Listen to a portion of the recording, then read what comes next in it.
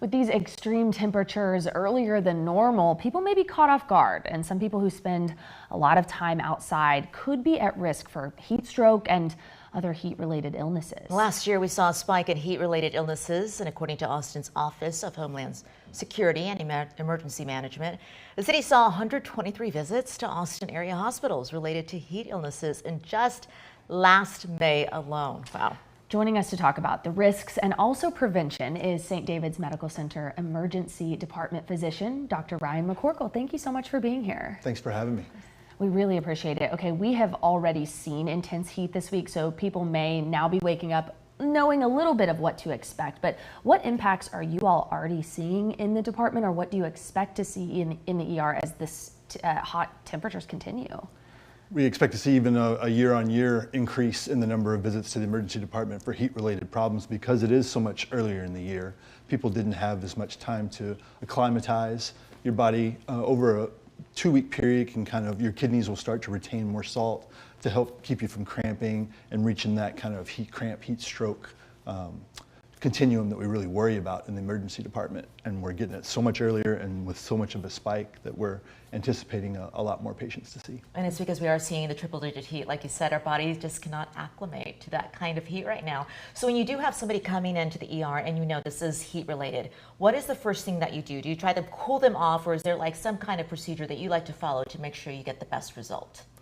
Cooling is absolutely your number one priority. The best way to do that is evaporative. So what we do is have misters. You know, I mean, you see restaurants and things use them around town. That is the most effective way to cool somebody down. That's when we're having something more like heat cramps, heat exhaustion, where they're still flushed and sweating, but are oriented and not confused. That's when we can just do that kind of passive cooling with the evaporative mist. People that are heat stroke, we have a lot that come in that are unresponsive, and that's more of an emergency where we start packing ice packs around the neck and the under the arms and in the groin, use cool IV fluids, and even sometimes immersion in an ice bath. Wow. I know the goal is to prevent people from seeing you in the ER, and so we know so many of our neighbors cannot avoid spending time outside. Maybe their job takes them outside during these times of high heat. So what do you recommend to ensure people don't get to that point, particularly with heat stroke or the really aggressive forms of heat illness? They're common sense things, but like you said, some people's occupations just don't allow them to do those things about not being out during peak hours. Do whatever you can if it has to be outside early in the morning or later in the evening. Wear loose-fitting clothing, wicking if you can. Hydrate. We tell people to kind of hydrate to clear urine is more than giving you a volume amount because it's not the same for everybody. And there's no such thing as pre-cooling or pre-hydrating. You got to keep up with it while you're out there. That's what I was going to ask you when it comes to hydrating. What is your general rule when it comes to that, as far as how you may be able to not suffer from heat stroke and any kind of heat-related illness if you are hydrating as opposed to if you're not? Honestly, I tell patients too to follow the color of their urine. You need to be having good urine output and make sure that it's not dark. You know, as you progress through heat-related illness, it becomes more and more concentrated, and you become it gets darker.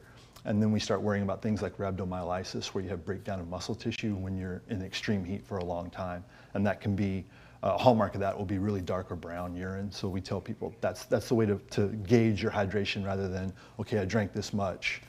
And also we want people to add something to it, a sports drink, some salt, because you need to retain the water too. Straight water, while effective, at some point you need some salt to retain it. Give people some tips if they are out. There may be a few things like excessive sweating, signs that they're aware of, but what are some of the maybe unaware or things that they may not recognize as signs of heat stroke or heat illness? The most concerning one is when people start to get confused, and also when they stop sweating and you get this dry, really flushed skin, and that's where we worry more about heat stroke. You've overwhelmed your body's ability to cool yourself off. We talked about evaporative cooling being the most effective way to do it. That's what sweating is. And when they stop sweating, that's when we enter heat stroke and can do some permanent brain damage if we don't get that temperature down. Things to recognize, not only yourself, but I think people around you too. Absolutely. So many good reminders. Doctor, thank you so much for being here, for these great reminders. We may be bothering you as the summer and the heat continues. So thanks for joining us today. And we'll be right back after the break.